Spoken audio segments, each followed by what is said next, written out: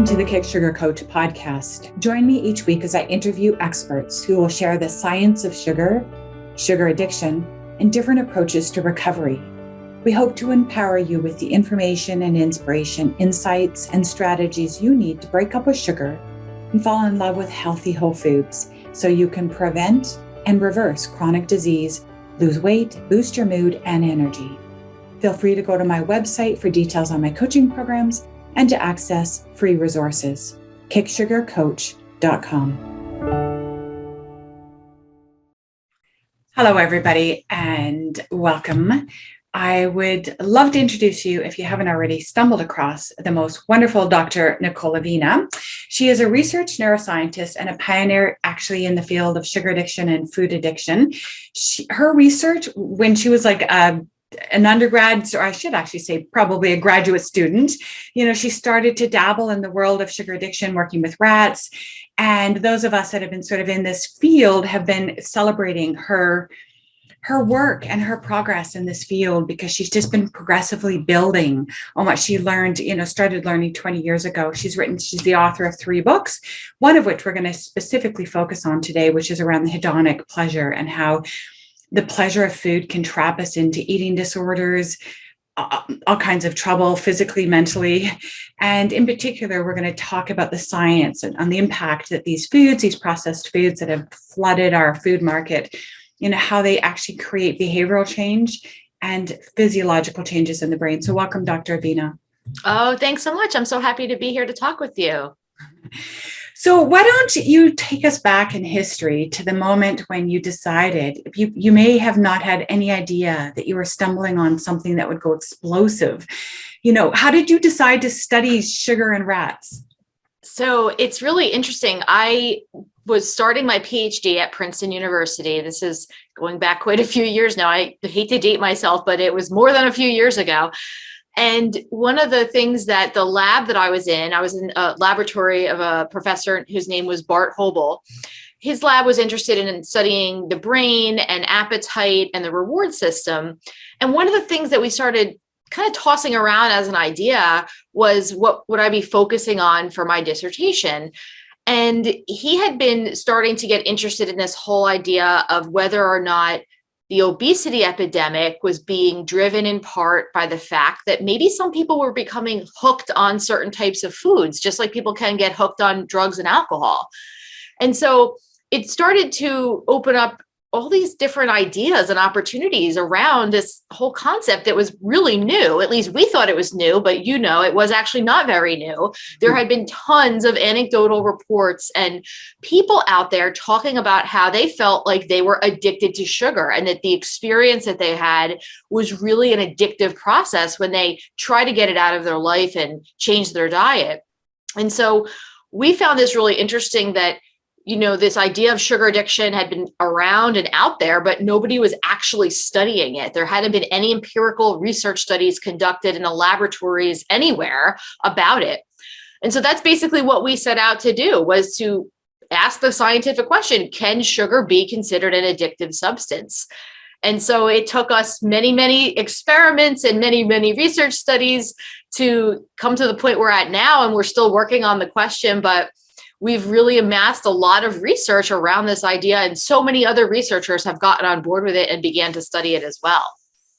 So tell me about your early science. It must have been absolutely exciting to realize, oh my gosh, Dr. Hobel, I think we're onto something here. So take us back in time to those early moments of thinking there's science building here.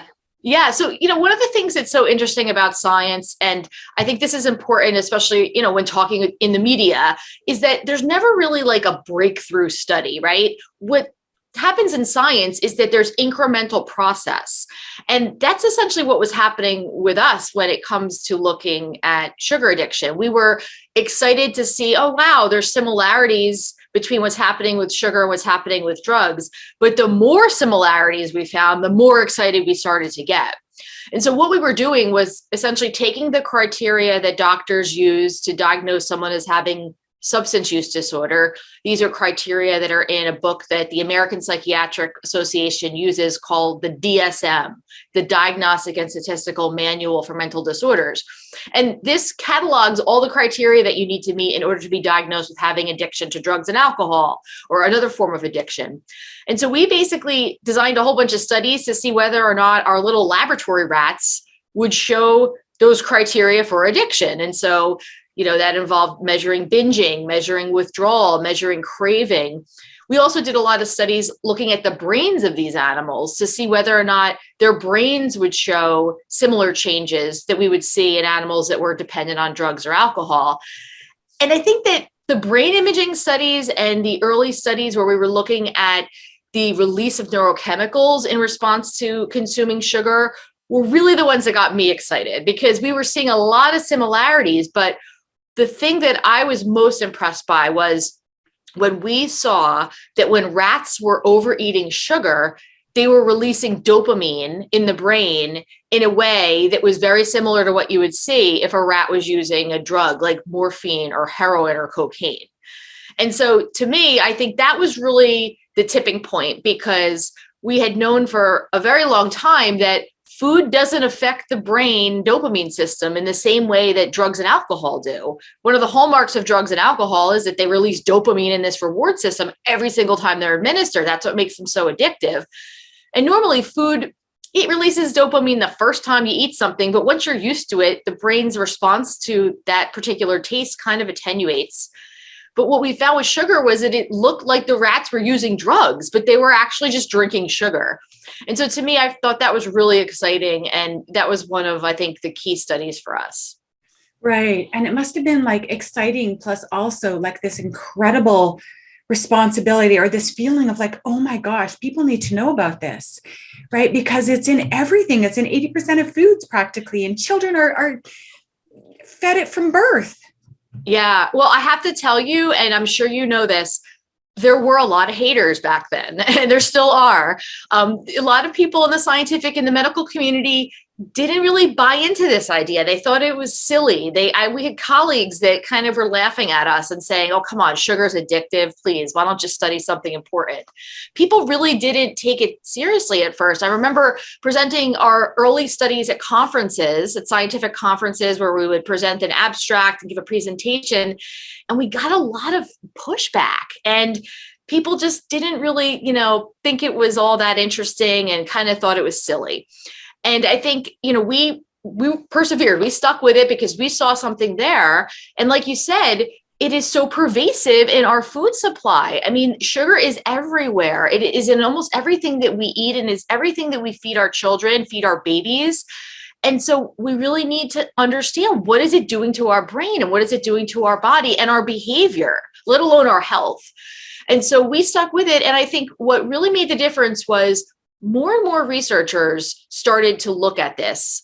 Some of them, I think, were probably trying to replicate our studies to prove us wrong and to show that we didn't know what we were talking about. But I think many more were just genuinely interested in this idea. And it really led to many other research labs across the country and the world, in fact, starting to study the addictive properties of food. And I think that really helped, because when it was just the Hobel laboratory seeing signs of food addiction, everybody was like, oh, that's nice. But when you have multiple labs all over the world finding the same thing, it's sometimes hard to dispute. So I think that's what really helped to kind of push us forward and get the research and the medical community behind this. Now, I still think there's plenty of people out there who don't believe that sugar can be addictive. There's also plenty of people out there who don't think drugs are addictive. They think it's a moral failing of the user. But we know that that's not true. We know there's a biological basis to drug use and drug addictions. And the same is happening with sugar. And that's what we're finding through the research studies. To play devil's advocate then. So let's say, to add to the haters' voice here, they say, oh, yes, so what? Come on, Dr. Avena, no big deal. We really love sugar. It brings us pleasure. It boosts our dopamine. It makes us feel good. Why do you have to make a big deal out of this? What would you say to that? Yeah, you sound like my kids when I tell them that we're not bringing treats for Halloween into school, or we're not giving out lollipops on Valentine's Day. We're giving toys instead. It's really all about the fact that, right now, that one bite of ice cream isn't going to harm you. But over time, these effects are adding up. And what happens is that we're in a society right now that it's socially acceptable and actually encouraged to let kids overeat, to let them eat high sugar foods. It's given to them as a reward. People see it as a harmless part of childhood. But the reality is, we know that there's long-term health consequences associated with it.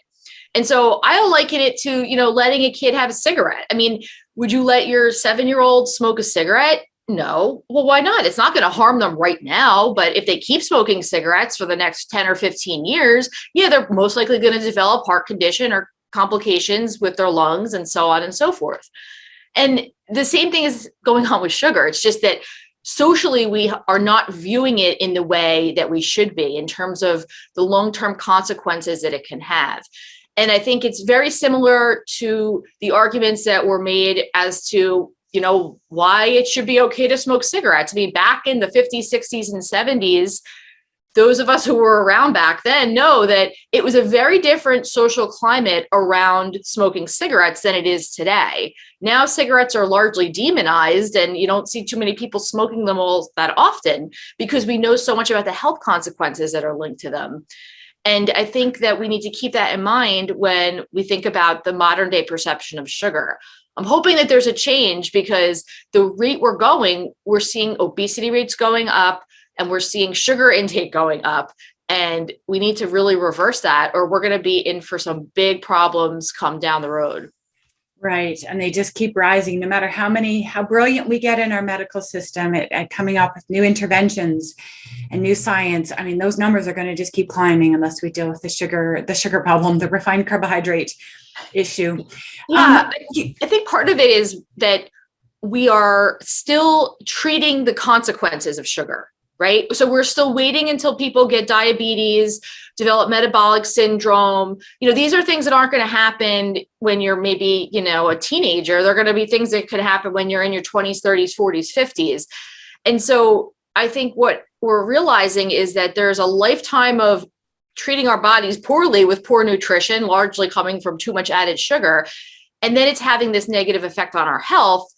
And we're treating that. I think that we really need to shift the mindset and prevent it from happening to begin with. And that really starts with taking a good assessment of our diet and trying to really just make some changes so that we can better our health in the long run. It blows my mind, and I've never quite discovered the history yet of how it is that the United Nations came up with an international conference, is my understanding, and all these world leaders from all these countries came together, and they passed a motion that said that countries were responsible to ensure that women had no more than 6 teaspoons of added sugar per day and men 9. That was decades ago. It was on somebody's radar for it to be at the UN. I mean, the UN is not necessarily known for being ahead of the curve, right? Responsive for sure. So I don't even know who pulled that together. Do you know any of the history around that? I don't know particularly about the UN. I do know that in the US, there's been a lot of discussion lately, especially around the dietary guidelines. And so we had revised dietary guidelines that came out in January, and then there was a revision prior to that a few years before, where we finally had guidance about how much added sugar we should be consuming as Americans. Because up until then, we had guidance about how much fat you should have, how much protein you should have. But when it came to sugar, there was zero information. We did not have any guidance on that. And so now with the dietary guidelines that did come out, we have guidance on how much sugar we should be consuming.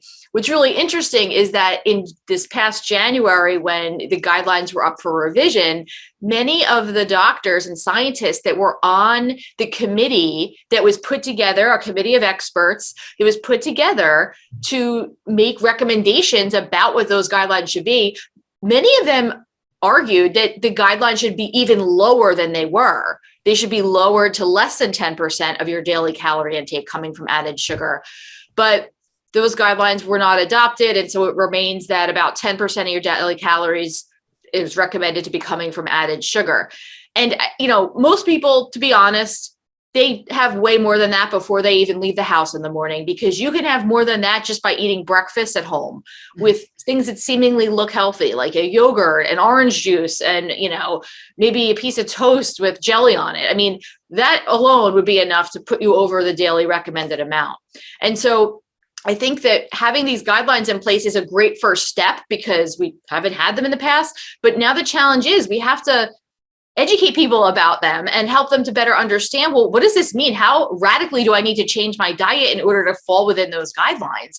And for most people, it's a big change. It's a lot. So many of the foods have added sugar in them. And when you really start to take a look at those labels and understand the sources of added sugar, most people are just shocked. Yes, yes. Yes. So how radically do we need to talk to us about how radical a change we need to make here? Well, I don't want to scare people, right? I think that the whole point of all of this is to educate people and help people, give them the tools so that they can make the changes that they need. And so while we might need to overall make a radical change, I think that the goal should be for all of us to make small changes incrementally so that we can stick to those changes. Because one of the biggest challenges people face when they decide that, they are addicted to sugar or they have to cut back on sugar is that they try to do a cold turkey approach, right? And they'll say, okay, that's it. I'm going off of this. I'm going to cut all the sugar out of my diet. And for a lot of people, it works and they can stick to it and they made that mindset shift and that's what they're doing and it's great. But a lot of people fail at that. And they then have all this guilt associated with the fact that they, slipped up and ate something that they didn't really want to in the end. And so with that comes this whole yo-yo dieting culture, which I really hope we can get away from. And so one of the things that I talk about in my book, Why Diets Fail, which just actually came out in paperback, this is what the cover looks like, is that, it doesn't have to be a cold turkey approach. That works great for some people, but for others, you can do really like a modified step approach where you're doing a harm reduction. You're just identifying the major sources of added sugar first and working to remove them from your diet. And so for many people, that is the beverages. A lot of people get a lot of their excess sugar coming from things like juices and sodas and beverages that contain added sugar. And so I recommend for the first step, focus on the beverages. Figure out what you're drinking, what you like to drink, and let's work to get the sugar out of it and replace it with something that's going to be healthier. And for many people, that can work because that's a small step. They can do that one thing. And then once they master that, let's move on to the next and really dig into what we're eating and figure out how we can make some changes. Got it.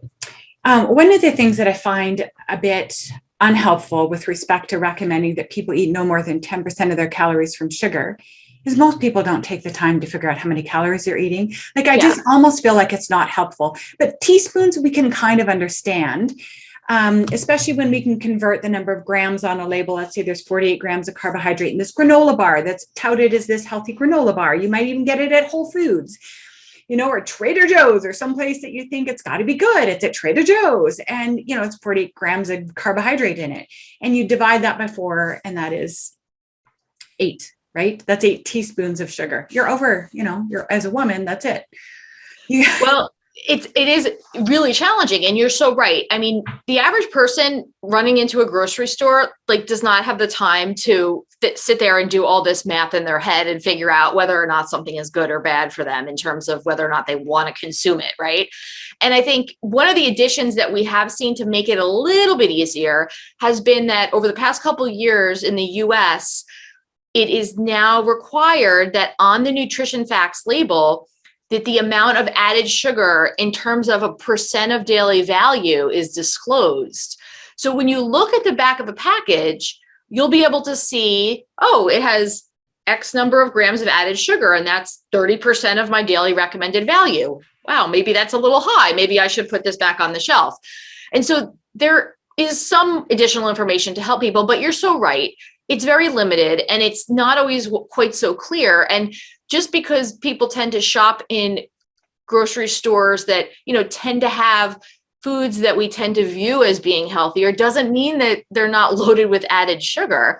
And one of the other challenges that we face is that A lot of times when people are looking at these food products, the product might say that, it doesn't have a lot of sugar in it when you look at the ingredients label, but it might have things like fruit concentrate or, all these other names for sugar that are out there that the average person might not necessarily recognize. Fruit concentrate is my favorite one to call out because people see the word fruit and they think, oh, wow, it must be good because it's got fruit in it. But fruit concentrate is essentially just fruit that's been boiled down to nothing except the sugar that's left over in the fruit. No fiber, no nutrients, just literally sugar. And so it's really just a way to trick you into eating more sugar. So I think it's important that people recognize the different terms that can be associated with being added sugar and know them and be able to recognize them. Another one I like is brown rice syrup. That sounds good because you think, oh, brown rice is healthier than white rice, so it must be healthy, right? But it's not. Right. And then plus there was some loophole and they used to have to add up all their sugars. And if they all came together as being the first ingredient in the product, sugar was the first thing in the ingredient. And then they let them say, oh, well, you could put if they put in 5 different kinds of sugars, they can list them in order of the percentage of all the ingredients. So it doesn't look like the first ingredient sugar anymore. It looks like, oh, it's just number 5, but you add them together and the first ingredient is sugar. It's just snuck in under different names. Like, yes. Oh, the other day I had someone ask me, what's coconut sap? That'd be sugar. Yeah. Well, it's so true. And, that's why it's very important to know the different names. I have in my book, in Why Diets Fail, I have a lot of information about all the different names for added sugar so that people can recognize them. And then what I tell people is, look, just because it doesn't say sugar as the first ingredient, is if you see 2 or 3 of these code words for sugar, then put it back because it's going to have more sugar in it than you probably want to be eating. Right. So talk to us a little bit about, so one of the most heartbreaking things about this epidemic of people being hooked into refined carbohydrates is that they blame themselves. And they often, they're on again, off again on diets, and they keep trying and falling and failing, and it's demoralizing and it's draining, and they do it for decades. And they go to bed at night with shame, guilt, and regret because they think, I suck. Why can't I get my shit together, right? It's really not their fault. So talk to us about what science tells us about what's happening in the body that's driving these behaviors that are so not about personal failure. Yeah, you're so right. And people who are experiencing that, they shouldn't. But it's understandable why they do, because we're in a culture that still is, not approaching addiction to drugs or alcohol, or certainly not to food, in the way that we look at it as a biological problem. And that's exactly what it is. And so what happens when you are overeating all these highly processed foods, have all this added sugar, refined carbohydrates in your diet, your brain has changed. And it's changed in a way that makes it extremely difficult for you to make the right choice when it comes to what you want to eat. And so that's why people will find that they get into this vicious cycle of, stopping eating sugar or reducing their sugar intake, but then they find that they get these intense cravings and they end up giving in, and then they have this guilt associated with that. And it just really leads to this vicious spiral of distress that so many people find themselves caught up in. And it's really important that we understand that when people are compelled to eat sugar, it's because our brain is compelling them. It is because we have these strong connections. We have these alterations in our brain reward system that are essentially making us want to overeat these foods. And think about that within the context of our food environment. We have all the stimuli, right? All of the advertisements. I mean, you really can't go anywhere. You can't even go on the internet without getting a pop-up ad for food or something that is loaded with added sugar these days. And so it's really hard to navigate in this world where there's so much focus on processed food if you're trying to avoid it. I often say, think about people who are struggling with drug addiction.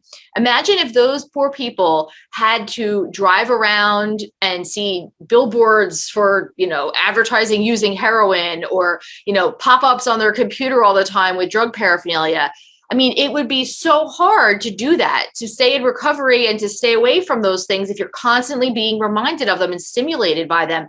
And if your brain is constantly being stimulated by them.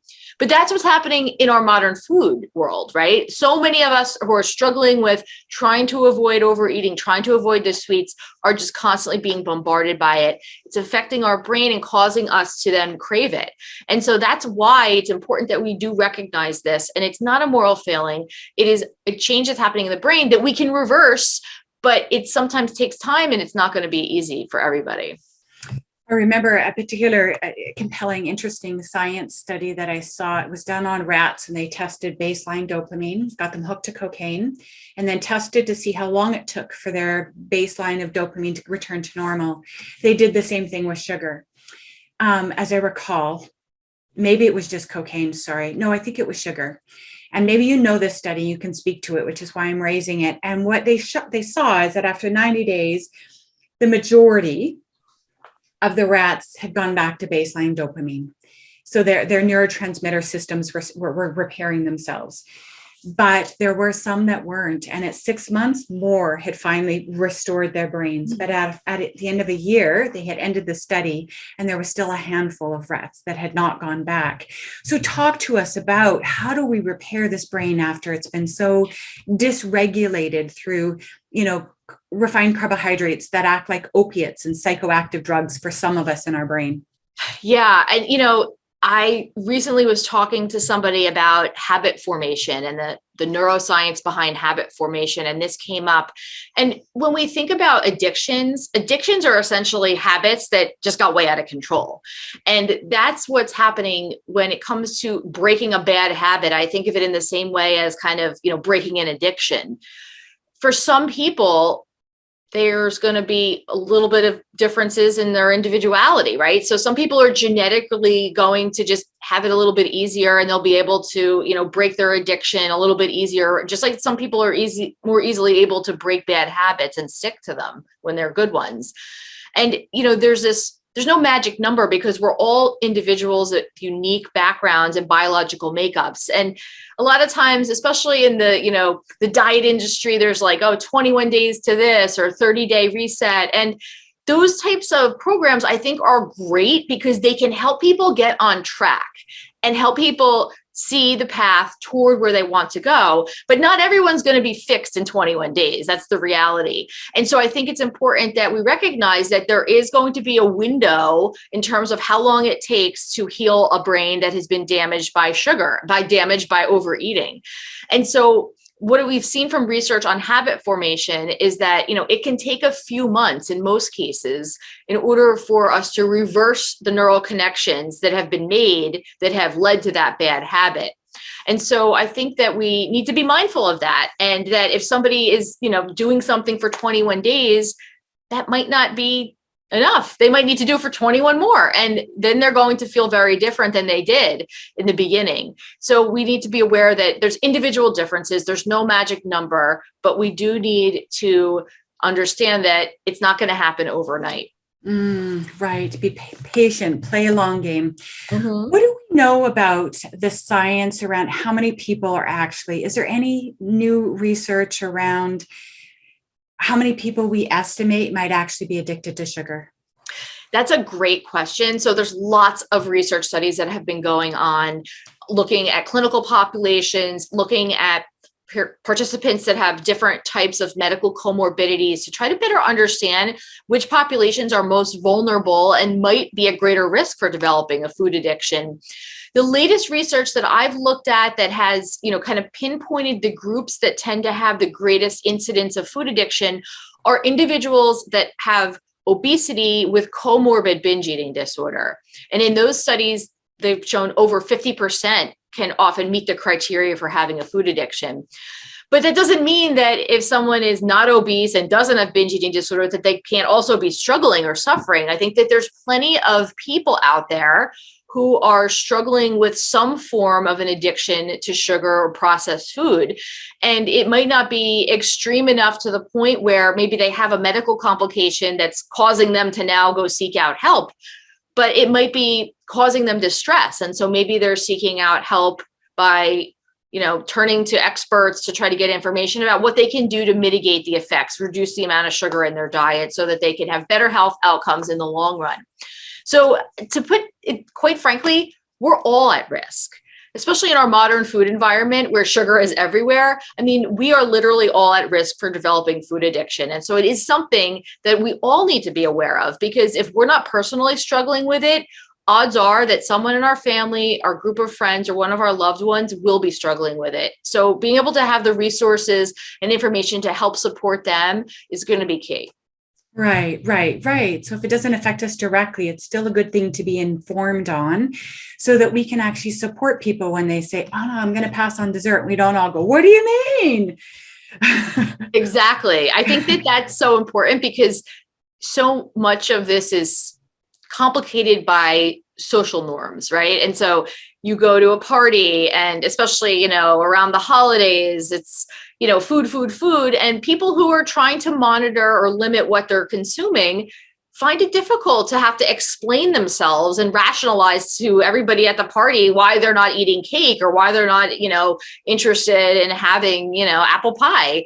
And so I think that the rest of us can be aware of the fact that we shouldn't ask questions about people's food choices. I think it's a personal thing. And I think that if we could be all respectful about that and change the subject, talk about something else, and that can really help to support a person who, might be struggling at that given moment. Right. Because I think social pressure is about the worst around sugar. Then no one's going to pressure you to smoke a cigarette or, oh, come on, just have a beer. Like if you just say no thanks, right? Most people just go, okay, cool. But right. When you say no thanks to sugar, it's like you're, I don't know, it's like offensive almost, or hurtful or crazy. But yeah, it's true. It's very true. I think though, alcohol, it's similar to alcohol. I think, well, you're kind of right. I think most people, if they say, oh, no, thanks, I don't want, a glass of wine or a beer. I felt like every time I said that, the reaction was always, oh, why, are you pregnant? But now I think that, most people just are respectful of the fact that there's many people who just don't drink alcohol or don't want to. And so they don't push it. And I think we need to get to that place with sugar and understand that, just because someone's not eating dessert doesn't mean that they need you to ask them a million questions as to why. It just means that they're not eating dessert and talk about something else. Yeah, totally. Beautiful. Is there any final words you'd like to share with us about maybe some of the latest research that you're starting to see coming in from labs around the world that you'd love to share with us?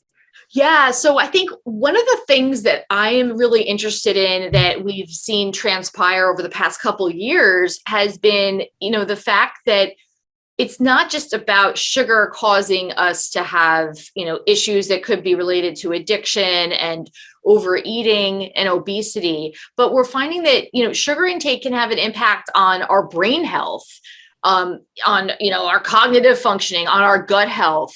And all of these things are so interconnected. And so one of the things that I think is so exciting is that we're learning more and more about the dangers associated with eating too much sugar. It's not just about, oh, if we eat too much sugar, it's going to cause us to get overweight and we might develop diabetes. There's a much broader picture than that. It goes well beyond that in terms of the damaging effects that sugar can have on our brains and on our health. And so that's one of the things that I think we're going to be hearing a lot more about as more and more research studies are being conducted, so we can better understand the long-term effects of eating too much sugar. And my hope is that we'll start to see some changes in the way we socially view eating sugar and added sugars. And we'll be able to make some changes in the grocery store to reflect that. Because right now, it's not a good picture. I mean, when I go to the grocery store, I'm like limited to like 2 aisles now that I even bother going down, because so much of it is highly processed food that's sitting on a shelf, that's loaded with sugar, and it's just not real food. And I think we need to get to that point where we understand that if we're going to put these things in our bodies that are essentially man-made, chemical concoctions that were cooked up in a food laboratory somewhere and call that food, it's not the same thing as, what we're seeing on the outskirts of the grocery aisle, where we're getting fruits and vegetables and, lean meats and proteins and things like that. So I think we need to make some realistic changes about, how we view food and what we put in our bodies, because that's really one of the best ways we can protect our health. Absolutely. And if someone was to ask you, Dr. Avena, I don't want to totally give up sugar. What is a safe amount? What would you say to them? I would say, just like with alcohol, there really is no safe amount. I mean, we see all these studies that float around about how, drink red wine every day, it's great for your brain and blah, blah, blah. But the reality is it's a neurotoxin. There's no safe amount of it. And yeah, you can drink it in moderation and maybe everything will be great. Maybe it won't. And I think the same thing is happening with sugar. You can have some sugar here and there. Yeah, that's great. But to put a number on it and say, oh yeah, as long as you stay below this amount, you'll be fine. I don't really think that we can do that. I think that the goal should be to try to minimize it as much as you can, because the reality is, and I've had many people that I've worked with over the years who've come to me and said, I don't eat any sugar. I'm completely sugar free. And then when we take a look at, their food diary and their actual foods that they're eating, they're shocked to see how much sugar they're eating, because it's in so many of the things we don't even realize. And so I think that if you certainly want to eat a cupcake, go for it. If you know you can control yourself and you're going to stop there, then that's great. It's great to indulge yourself once in a while. But I think that if you find that one cupcake leads you to then be craving something else sweet in a little bit, then it's time to really reevaluate your relationship with sugar, because it might be that your brain is pushing you into overeating and to eating more and more of it. And that's going to be what causes us to have health problems later on. And so my advice to people in terms of how much sugar is safe is to really just work toward reducing it as much as you can, because that is the step in the right direction. And that's what's going to lead to helping people to get on a better track for their health. To me, what I'm hearing between the lines is zero. I just think that, the other thing we didn't really get to talk much about, but I think we need to think about, why are we eating sugar, right? Is the sugar to make us feel good? Well, there's plenty of other things that you could do to make yourself feel good. Is the sugar because you want to reward yourself because you had a long, busy week at work?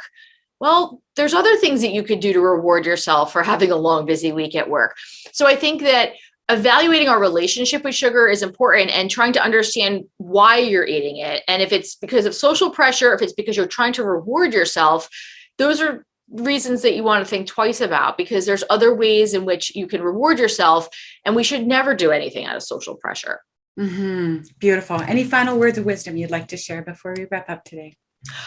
Just thank you so much for having me on. And I think that it's really great when people just take one baby step. Really, you don't have to do everything overnight. Take a step in the right direction.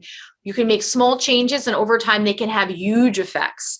And my book, Why Diets Fail, covers a lot of the things we were talking about, talks about ways in which you can identify sugar in your diet, ways in which you can replace it with healthier alternatives, how to deal with cravings, how to deal with, those slip ups where, maybe you find like you fall off the wagon, and how to also deal with the withdrawal that can come about when you are on a high sugar diet and you stop consuming it.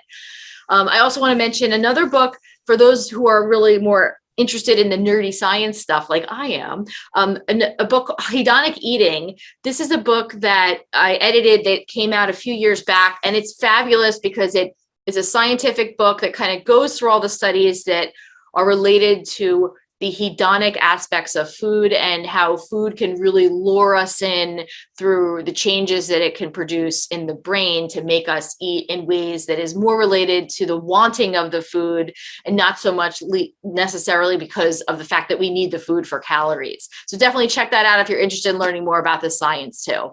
Awesome. Thank you so much. And thank you for all that you've done and all the books you keep producing and the work you're doing with moms and pregnant moms and children. Like, it's just including all of us in your mission to get us unhooked from this junk. Oh, thank you. Thanks everybody for tuning in. Bye-bye. Thanks for tuning in this week. If you would like more interviews, more information, and more inspiration on how to break up with sugar, go to my YouTube channel, Kick Sugar Coach, or my website, kicksugarcoach.com. See you next week.